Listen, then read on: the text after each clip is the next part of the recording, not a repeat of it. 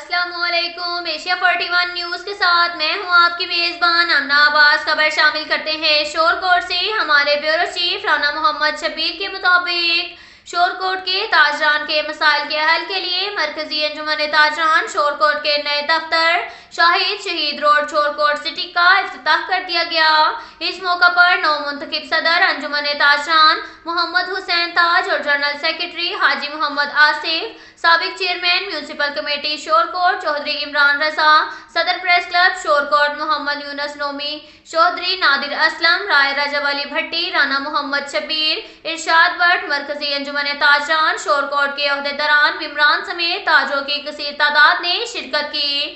اس موقع پر صدر انجمن تاجران رانا محمد حسین تاج اور جنرل سیکرٹری حاجی محمد آصف نے کہا کہ انجمن تاجران کا دفتر اس لیے بنایا گیا ہے تاکہ تاجروں کے مسائل ترجیحی بنیادوں پر حل کروائے جائیں اور کسی بھی تاجر کو کوئی بھی مسئلہ ہو تو وہ دکاندار فوری طور پر اپنا مسئلہ ہمیں بتائے، ہم سب مل کر اس کی بھرپور داد رسی کر کے مسئلہ حل کروائیں گے۔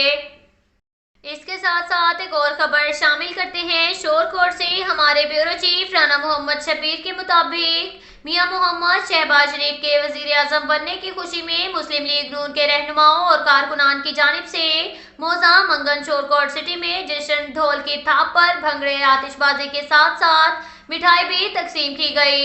میاں محمد نواز شریف، میاں محمد شہباز شریف، مریم نواز شریف، حمزہ شہباز شریف زندہ باد کے نعرے لگائے گئے۔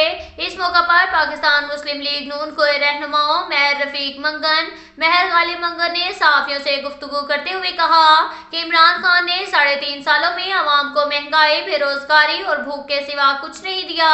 تبدیلی سرکار کی حکومت ختم ہونے پر عوام نے شکرانے کے نوافل ادا کیے ہیں۔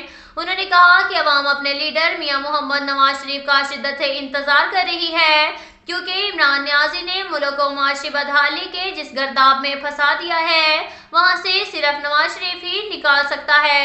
میاں شہباز شریف کے وزیر اعظم منتخب ہونے پر دلی مبارکباد پیش کرتے ہیں۔